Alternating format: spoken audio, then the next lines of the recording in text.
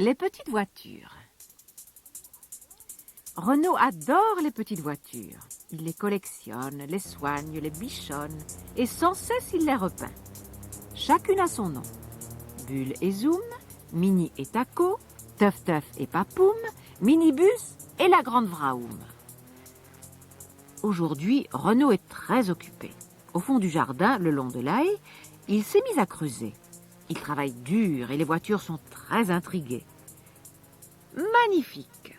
Renaud a construit un véritable circuit pour ses amis, avec des tunnels et des ponts, des virages et des carrefours. À 4 heures, Renaud rentre chez lui pour goûter, abandonnant ses voitures sur le circuit. Mais derrière les buissons, 2 affreux gnomes le guettaient. Vite, ils sautent hors de leur cachette, s'emparent des pauvres voitures et les fourrent dans des sacs. Ensuite, leur chargement sur l'épaule, ils regagnent en courant leur cabane au cœur de la forêt. Là, les ravisseurs jettent les petites voitures dans une cage et se mettent à chanter « Vos pneus, nous allons les ôter, et les cuire, et les manger !» Les petites voitures se serrent les unes contre les autres. « Oh, mes amis, soupire Mini, qu'allons-nous faire pour échapper à ces cannibales ?»« Je pourrais peut-être défoncer les barreaux, » propose Teuf Teuf. « Tu n'y arriveras pas, répond Bulle. « Non, reprend Papoum. L'une de nous doit s'enfuir pour aller chercher Renaud. »« La plus rapide, c'est moi, dit Zoom. »« Mais je suis la plus petite, déclare Bulle. Je passerai entre les barreaux. » Toutes les voitures s'unissent pour pousser et pousser encore. Enfin, Bulle réussit à sortir de la cage. Ouf! Les gnomes n'ont pas levé le nez de leur marmite. Bulle en profite pour accélérer et quitter leur repère. Qu'à un quart, elle avance dans les bois. Pauvre petite voiture. Autour d'elle s'agit d'horribles créatures. Et elle ne connaît pas le chemin. Timidement, elle demande à un gros crapaud. « S'il vous plaît, monsieur, où se trouve la maison de Renaud ?»« Quoi, je ne sais pas. » Bulle se sent bien misérable. « Je suis perdue. Que vais-je faire ?» Elle aperçoit soudain devant elle un grand corbeau noir. « Excusez-moi, monsieur, dit Bulle. Savez-vous où se trouve la maison de Renaud ?»« Bien sûr, je la survole tous les jours. Je vais t'y emmener. » Aussitôt dit, aussitôt fait. Le corbeau saisit Bulle entre ses pattes et s'envole au-dessus des arbres. Bientôt, la petite voiture aperçoit Renaud dans son jardin. Il cherche partout ses chers amis. Le corbeau a déposé Bulle au pied de Renaud. Comme il est heureux de la retrouver. Mais où sont les autres, s'inquiète-t-il. Des gnomes nous ont emportés chez eux dans la forêt. Ils voulaient dévorer nos pneus. Alors j'ai couru te chercher. Vite, s'écrie Renaud. Je dois les sauver. Corbeau, montre la route. Renaud prend Bulle sous son bras et suit l'oiseau dans la forêt. Quand les 3 amis atteignent la cabane des gnomes, il fait nuit. Ils collent le nez à la fenêtre. Hélas, les gnomes ont pris les pneus. Pire, ils les ont fait cuire et sont en train de les manger. Renaud est furieux. Sans plus attendre, il se précipite dans la cabane. La lutte est terrible. Renaud se bat à coups de poing et de pied. Et les gnomes le mordent, le griffent, le giflent et lui tirent les cheveux. Mais la cabane ne résiste pas au choc. Les murs s'effondrent, les tuyaux dégringolent et leurs débris viennent assommer les combattants. La cage, elle aussi, a volé en éclats. Les petites voitures en ont profité pour reprendre leur liberté. Mais Renaud gît par terre inanimé. « Nous devons le ramener chez nous, » déclare Mini. « Mais comment ?»« En nous glissant sous lui pour le transporter, suggère Zoom. À nous toutes, nous devrions bien y arriver. »« Bonne idée, approuvent les autres. » En se serrant bien fort les unes contre les autres, les petites voitures forment un véritable tapis roulant sous le corps de Renaud. 1, 2 et 3. En avant toutes, commande Teuf Teuf. Et l'étrange procession s'ébranle. Les pauvres voitures ont bien du mal à rouler sans pneus, mais elles avancent courageusement. 1 minute, dit Bulle. Je ne suis pas sûre du chemin. Mais une voix lui répond. N'ayez pas peur, je vais vous montrer la route. Ah, c'est le corbeau. Il prend la tête du cortège. C'est trop lourd, se plaint Zoom. C'est vrai, ajoutent les autres. Avancez, gronde Papoum. Les gnomes risquent de se réveiller. De frousse, les voitures reprennent leur course. Mais le jardin est loin. Enfin, Renaud revient à lui. Il est un peu hébété, mais fier de ses voitures. Celles-ci lui racontent comment elles lui ont sauvé la vie. Tout le monde est rentré à la maison. Renaud a donné de nouveaux pneus bien gonflés à ses amis. Elles ont également retrouvé leur beau circuit. Elles s'amusent comme des folles. Quant aux gnomes, une raclée leur a suffi. Ils ont quitté le pays et on ne les a jamais revus. L'ombrelle. Il y a très longtemps, vivait au Japon une petite fille nommée Minhee, dont l'anniversaire tombait en été. En cette saison, le soleil brûle et l'on recherche la fraîcheur de l'ombre. Aussi, pour les 8 ans de Minhee, lui offrit-on une ombrelle. « Comme elle est jolie !» s'exclama la fillette. « Dis maman, puis-je aller me promener pour les traîner ?»« Si tu veux, mais sois prudente, » répondit la maman. Minhee longea la rizière jusqu'à l'orée de la jungle. Soudain, un énorme gorille surgit devant elle. Balançant ses énormes bras, il s'avançait vers la petite fille, le regard menaçant. « Oh là là !» se dit Minhee, « je suis perdue. Il ne me reste qu'à me cacher derrière mon ombrelle en attendant qu'il me prenne et me mange. » Elle attendit encore. Mais il ne se passa rien. Alors, elle risqua un petit coup d'œil de côté. Le gorille avait disparu. Toute surprise, mais rassurée, Minhee reprit sa promenade. Horreur! Un grand tigre aux dents pointues jaillit à son tour des buissons et s'approchait de la fillette sur ses pattes de velours. « Oh là là !»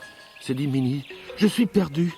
Il ne me reste qu'à me cacher derrière mon ombrelle en attendant qu'il me prenne et me mange. » Elle attendit encore. Mais il ne se passa rien. Tout comme le gorille, le tigre avait disparu. Minhee se remit en route. Mais à peine avait-elle fait 3 pas qu'une ombre gigantesque vint obscurcir le ciel. C'était un aigle qui plongeait sur elle. « Oh là là !» se dit Minhee, « je suis perdue. Il ne me reste qu'à me cacher derrière mon ombrelle en attendant qu'il me prenne et me mange. » Comme les fois précédentes, elle attendit encore. Mais il ne se passa rien. L'aigle aussi avait disparu. Aussitôt rentrée chez elle, Minhee raconta à sa maman tout ce qui s'était passé. « Ah !» fit la maman. « As-tu bien regardé le dessus de ton ombrelle ?» Minhee alors l'ouvrit et sursauta de frayeur. Sur l'ombrelle était peint un monstrueux, un terrifiant, un très horrible dragon. « Comprends-tu maintenant ?» reprit la maman. « Le dragon les a fait fuir. »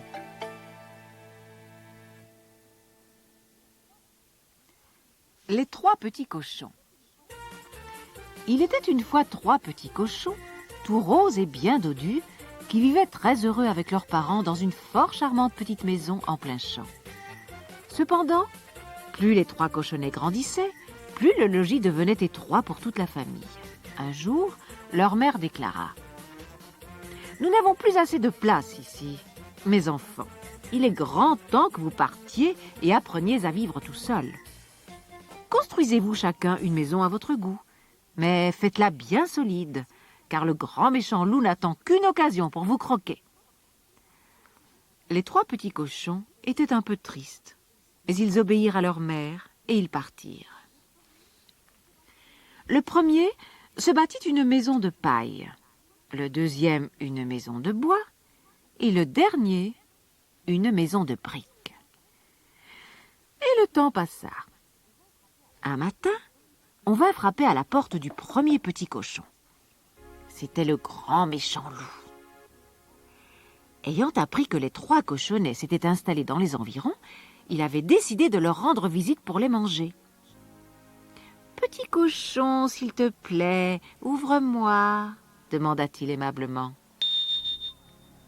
Non, non et non. Par ma queue en tire-bouchon, tu ne mettras pas la patte dans ma maison de paille, répliqua le cochonnet en verrouillant sa porte.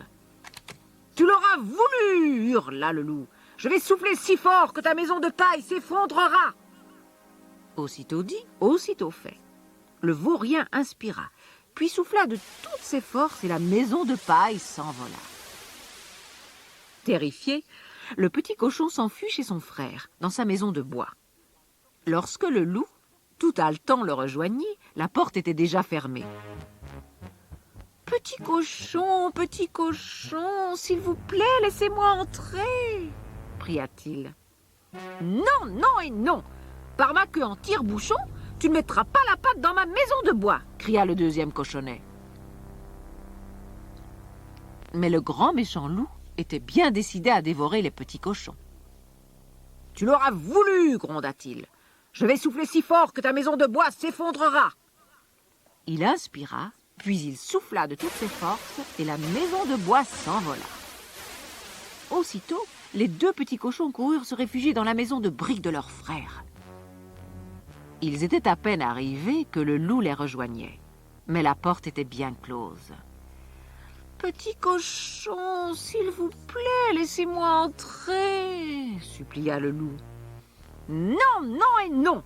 Par ma queue en tire-bouchon, tu ne mettras pas la patte dans ma maison de briques !» riposta le troisième petit cochon. Le grand méchant loup était furieux.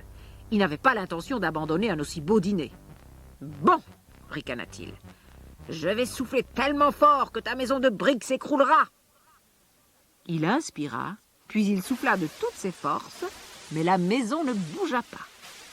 Fou de rage, il se gonfla, il s'enfla, mais la maison tint bon. « J'en ai assez, songea-t-il. Puisque je ne puis pas entrer par la porte, j'entrerai par la cheminée. » À l'aide d'une échelle, il grimpa sur le toit. Mais les trois petits cochons l'avaient entendu. Ils avaient allumé du feu et placé dans le foyer une grande marmite d'eau où cuisaient des légumes. Alléché par la bonne odeur, le loup se pencha encore, si bien qu'il perdit l'équilibre et tomba dans la soupe. Ébouillanté, il jaillit de la cheminée en hurlant. On ne le revit jamais. Les petits cochons décidèrent de ne plus se séparer et vécurent très heureux dans la maison de briques. Nils et les fées dansantes. Sur l'île de Göve, au large de la Suède, vivait un jeune garçon appelé Nils. Il travaillait comme valet d'écurie chez le curé du village. Nils était un rêveur. Nuit et jour, il rêvait d'elfes et de fées, et bien souvent, il somnolait en pleine journée au lieu de travailler. Un soir, le curé trouva le garçon profondément endormi au pied d'un arbre. « Réveille-toi, Nils !» s'écria-t-il. « Il est tard et tu dois rentrer mon cheval avant qu'il ne fasse noir. Sinon, tes fées seraient bien capables de l'ensorceler. » Avant que Nils n'arrive à la prairie, la nuit était en effet tombée et la lune brillait déjà. Soudain, il entendit une musique divine. Levant les yeux, il les vit. Des fées glissaient le long d'un rayon de lune. Quelques-unes jouaient d'un instrument et les autres dansaient au rythme de cette merveilleuse musique. Devant elles se trouvait la reine des fées, qui était plus grande et plus jolie que les autres. Elle portait une belle couronne d'argent et une robe brodée de pierres précieuses. Nils rampa doucement pour se rapprocher des fées. Mais, à cet instant, la reine s'écria « Attention, il y a là un étranger !» Aussitôt, la musique s'arrêta net et toutes les fées se figèrent comme des statues. « Nils, tu ferais mieux de rentrer chez toi !» gronda gentiment la reine des fées. « Tu risques d'être ensorcelé. »« Je voudrais tant danser avec vous !» osa répondre Nils. Prenant la reine par la main, il se mit à danser avec elle, tandis que les autres fées formaient une ronde autour d'eux. Ils dansèrent ainsi toute la nuit. Mais soudain, la reine des fées les prévint. « Arrêtez, le soleil va bientôt se lever. Il est grand temps pour nous de retourner au pays des fées. » Toutes les fées s'envolèrent, mais Niels continua à danser. Quand le curé le trouva, au matin, il dansait toujours. Et il dansa encore pour rentrer chez lui. Les villageois le crurent devenu fou et ne l'écoutèrent pas lorsqu'il leur parla des fées. Un mois plus tard, exactement, Niels quitta sa chambre par la fenêtre quelques secondes avant minuit et il se précipita vers la prairie où il avait dansé avec les fées.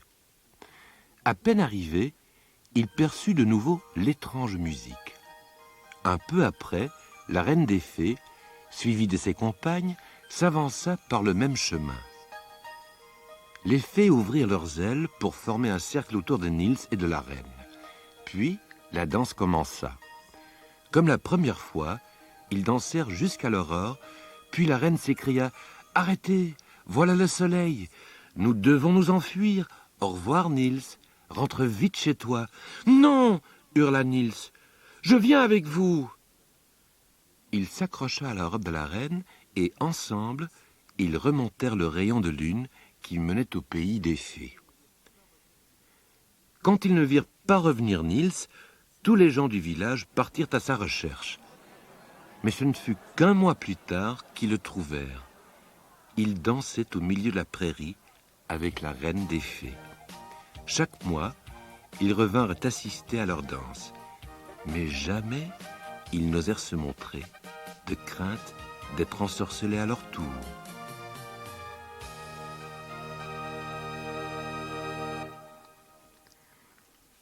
La marchande de mangue. En ce temps-là, vivait en Inde un prince qui était fort beau, mais se sentait bien seul. Pour se trouver une épouse, il avait parcouru le pays du sud au nord, d'est en ouest, depuis la mer jusqu'aux montagnes, et depuis les montagnes jusqu'au fleuve, mais en vain. Au cours de ses voyages, il avait rencontré les femmes les plus belles et les plus riches. Cependant, il était toujours revenu seul au palais. Ses courtisans ne comprenaient pas. « Majesté, s'exclamait-il, on vous a présenté les demoiselles les plus ravissantes, les plus raffinées, les plus fortunées et sûrement les mieux élevées de tout le pays. Et vous n'êtes toujours pas mariés. »« C'est vrai, » répondait tristement le jeune homme, « mais je n'ai pas encore trouvé celle qui séduira mon cœur. » Afin d'oublier un peu sa solitude, le pauvre prince se postait chaque matin à la fenêtre de sa chambre.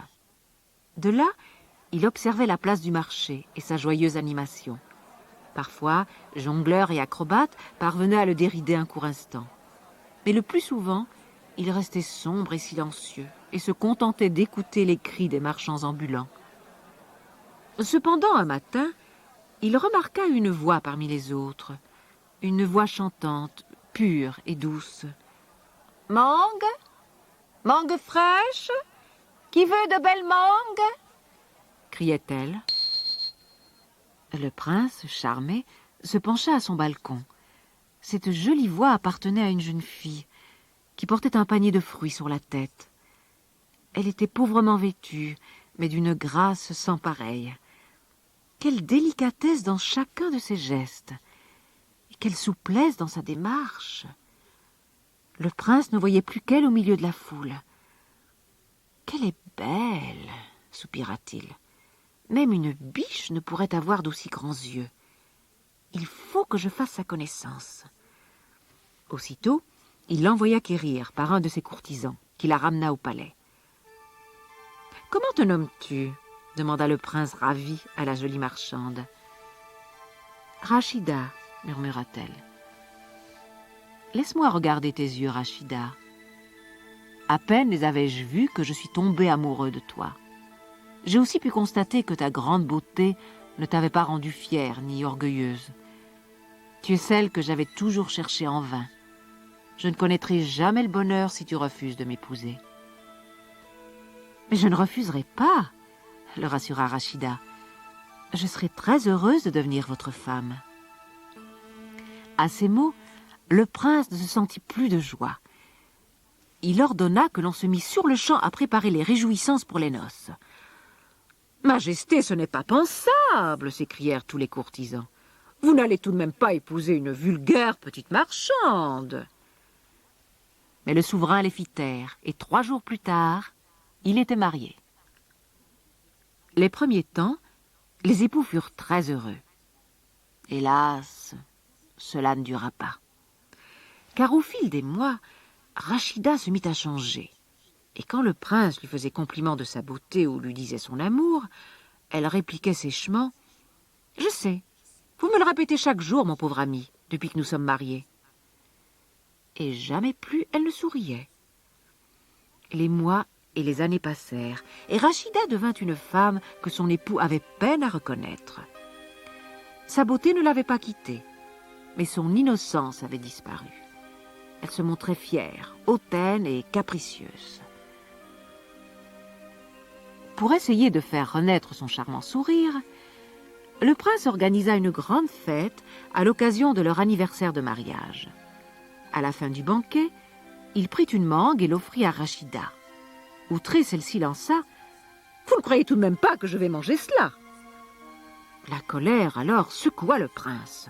« Jadis, vous étiez heureuse de vendre des mangues sur la place du marché. Vous n'en aviez pas honte.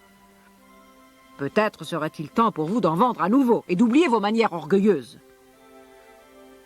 Puisque vous ne m'aimez plus, je ne resterai pas davantage dans votre palais, répliqua fièrement Rachida. Et sans ajouter un mot, elle sortit. Durant les semaines qui suivirent, le souverain essaya d'effacer la belle de sa mémoire. Mais il n'y parvenait pas. Sans cesse, il se rappelait le jour, le premier jour, où il l'avait vue et aimée. Un matin, il traversait à cheval le marché d'une ville éloignée, quand il entendit une voix douce et pure. « Mangue? Mangue fraîche? Qui veut de belles mangues bien sucrées ?» Cette voix, mais oui, c'était celle de Rachida. Celle-ci arpentait la place, vêtue de pauvres haillons. Mais elle était toujours aussi jolie. Vite, le prince descendit de cheval. « Oh, ma Rachida !» s'écria-t-il. « Comme je regrette ce jour où je t'ai renvoyée. Accepteras-tu jamais de revenir au palais ?» Honteuse, Rachida baissa les yeux. « Et vous, pourrez-vous jamais me pardonner d'avoir été aussi vaniteuse ? Crois-moi, j'ai déjà tout oublié, » murmura tendrement le prince. Les 2 amoureux se prirent par la main et s'embrassèrent de tout leur cœur. Désormais, la princesse ne quitta plus son sourire et le prince, comblé, ne se sentit plus jamais seul.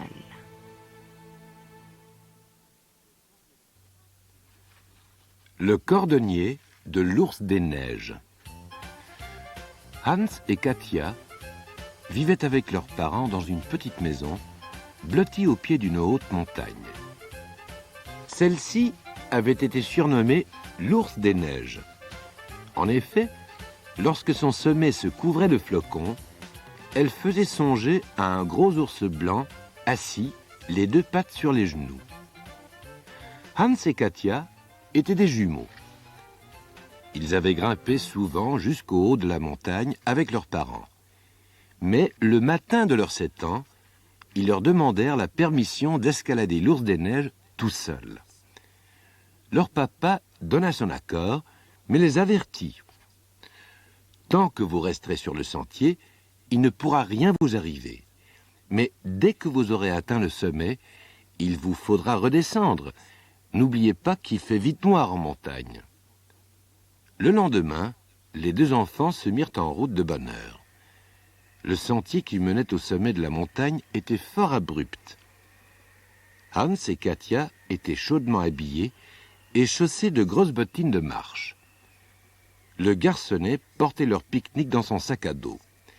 Mais à peine avait-il marché 1 heure que la fillette ralentit. « Ne me dis pas que tu te sens déjà fatigué ?» s'étonna son frère.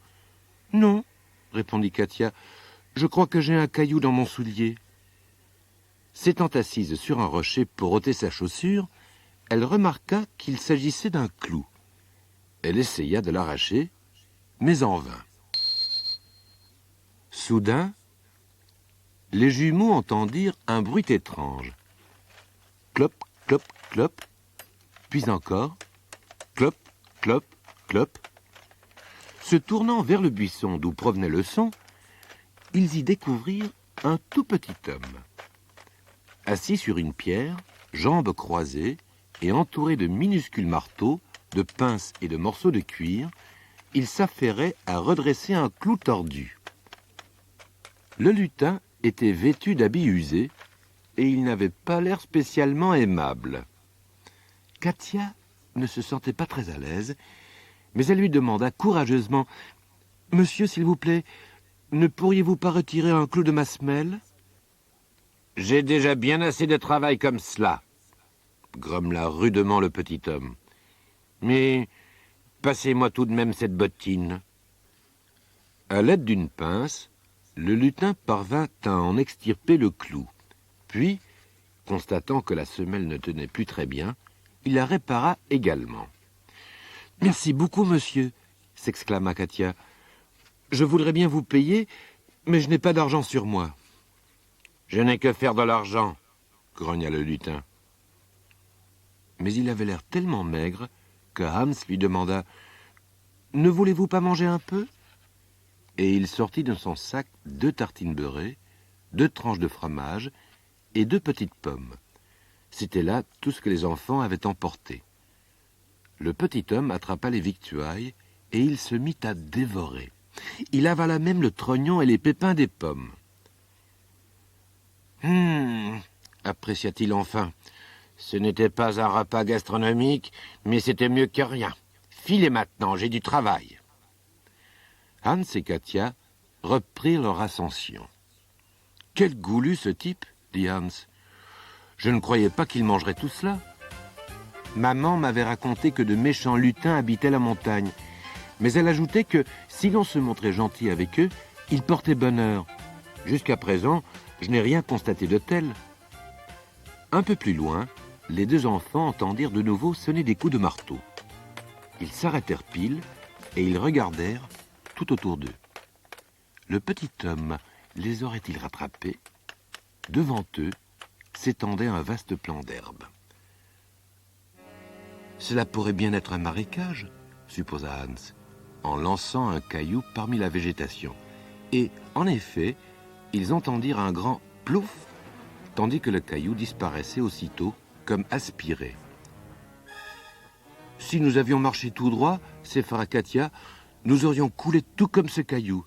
Quelle chance que nous nous soyons arrêtés en entendant les coups de marteau. » Les enfants se remirent en route très prudemment. Comme ils approchaient du sommet, une tempête se leva. Hans et Katia n'avancèrent plus que péniblement. Ils touchaient presque au but lorsqu'ils perçurent de nouveau de petits coups de marteau. Les enfants stoppèrent net et Hans remarqua alors sur le sentier, devant eux, un gros caillou. Il le toucha de la pointe du pied et le caillou se mit à dévaler la pente, entraînant avec lui une véritable avalanche de pierres. Les 2 enfants étaient blancs comme des linges. S'ils avaient mis le pied sur le caillou, ils auraient eux aussi été emportés à toute vitesse. Heureusement, nous sommes si près du but maintenant que plus rien ne peut nous arriver, soupira Katia. Quelques minutes plus tard, en effet, ils se trouvaient au sommet, où les 2 enfants s'assirent à l'abri du vent, entre les pattes de l'ours des neiges. « J'ai faim !» gémit Katia. « C'est drôle, » remarqua alors Hans. « Mon sac est vide et, pourtant, j'ai bien l'impression qu'il pèse autant que quand nous avons quitté la maison. » « Pourquoi ne vérifies-tu pas ?» suggéra Katia. Hans ouvrit aussitôt le sac et les enfants ne purent en croire leurs yeux. À l'intérieur se trouvaient, bien rangés, 2 petits pains beurrés, 2 gros fromages de chèvre et 2 superbes pommes bien rouges. « Je n'y comprends rien, » déclara Hans. « Mais je crois que tout cela est pour nous. D'après moi, c'est le petit homme qui les a mis là pour nous remercier, » ajouta Katia. « Finalement, il nous aura vraiment porté bonheur. » Les deux enfants attaquèrent alors ces provisions miraculeuses et ils leur firent joyeusement honneur. « Je n'ai jamais rien mangé d'aussi bon », affirmèrent-ils l'un et l'autre lorsqu'ils eurent terminé. Quand ils eurent dégusté jusqu'à la dernière miette, ils s'avisèrent que la nuit commençait déjà à tomber. « Il faut nous dépêcher, dit Hans, un peu inquiet. À peine avait-il descendu quelques mètres que le soleil couchant disparut à l'horizon. Bientôt, il fit complètement noir et les enfants n'arrêtaient pas de trébucher sur les aspérités du sentier. Soudain, Hans s'arrêta. « Katia, je ne distingue plus le chemin. Qu'allons-nous faire ?» Mais à cet instant, sa sœur découvrit de petites lumières clignotant au fond de la vallée. « Regarde !» s'écria-t-elle. « Vois-tu ces petites lueurs ?»« Oui, je les vois, » se réjouit Hans. « Marchons dans cette direction. Nous arriverons peut-être chez nous. » En avançant, ils s'aperçurent que les lumières brillaient toujours juste à un pas devant eux. « On dirait que c'est nous qui les avons abandonnés derrière nous en montant, » s'étonna Katia. « J'ai compris !» s'exclama Hans. Quand le lutin a recollé ta semelle, il a utilisé de la colle magique qui a laissé une trace lumineuse à chacune de tes empreintes. Hans avait raison, car lorsqu'ils arrivèrent au buisson où ils avaient rencontré le lutin, les petites lumières disparurent. Mais ce n'était pas grave, ils étaient presque arrivés. Quand ils rentrèrent enfin chez eux, leurs parents commençaient à s'inquiéter sérieusement de leur longue absence. « Nous sommes désolés de revenir si tard, » s'excusa Hans, avant de raconter l'aventure qu'ils venaient de vivre dans la montagne. Quand leur maman apprit que le petit cordonnier ne possédait que de méchants vêtements rapiécés, elle lui confectionna une petite cape de laine bien chaude que Hans et son papa allèrent déposer sur une pierre près du buisson où le gentil lutin se cachait. Le lendemain, la cape avait disparu et Hans et Katia furent tout heureux de savoir que leur ami n'aurait plus jamais froid sur l'ours des neiges. Jamais plus ils n'eurent la chance de revoir le petit cordonnier, mais chaque fois qu'ils grimpaient dans la montagne, ils songeaient à lui et lui adressaient de grands bonjours. Et, quelquefois, ils croyaient voir s'enfuir entre les herbes une petite silhouette vêtue d'une jolie cape de laine.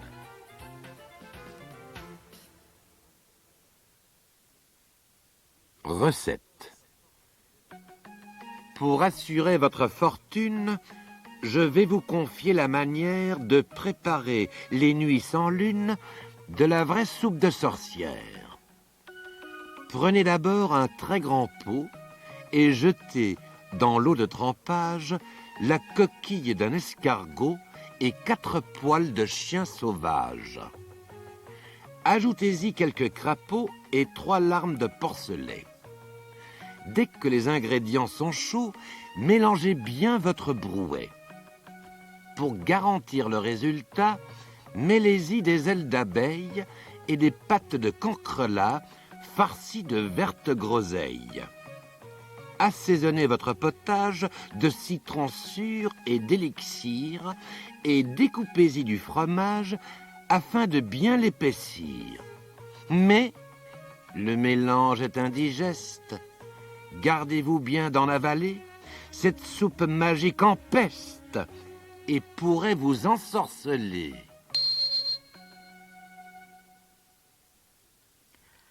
Le puzzle de Jojo. Avant d'aller se coucher, Jojo a fait un puzzle avec son chien Bip. Il est presque terminé, mais la dernière pièce n'a ni la bonne forme ni la bonne couleur.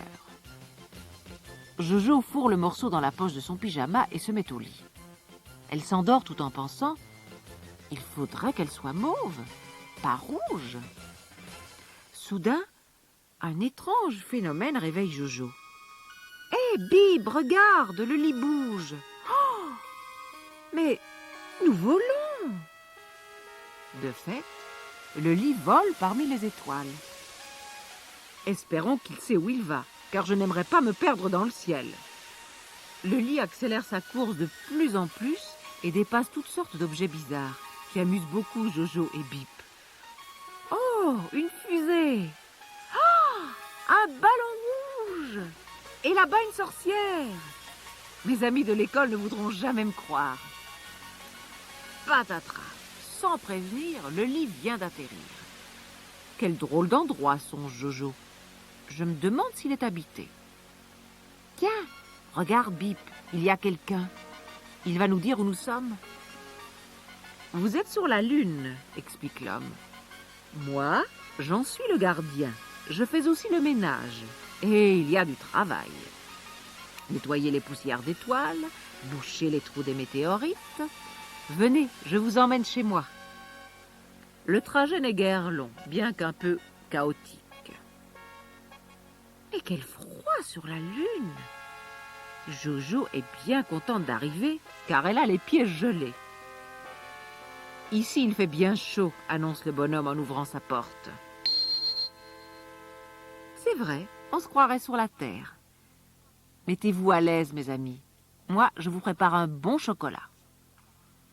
Sur la table se trouve un puzzle. « Oh, Bip !» s'exclame Jojo. « Si nous essayions de le finir !» Comme c'est curieux, il manque une pièce rouge, alors que celle qui reste est mauve. Mauve? Et si cela était possible? Jojo fouille aussitôt dans sa poche et en sort la pièce rouge. Ça marche, Bip! Ma pièce s'adapte très exactement à ce puzzle. Quand le bonhomme revient, il est stupéfait et il remercie Jojo. C'est formidable! Cela fait des années que je désespérais de le finir. Après s'être reposé, Jojo déclare « On est bien chez vous. Mais maintenant, il nous faut rentrer à la maison. Comment faire ?» « J'ai ce qu'il vous faut au garage, » répond le gardien de la Lune. « Voilà longtemps que ce vieux vaisseau n'a pas servi, mais je vais le faire fonctionner. » Parfait. Relions à présent le lit à l'engin. Il faut que les nœuds soient solides. En route, je vais vous remorquer dans l'espace.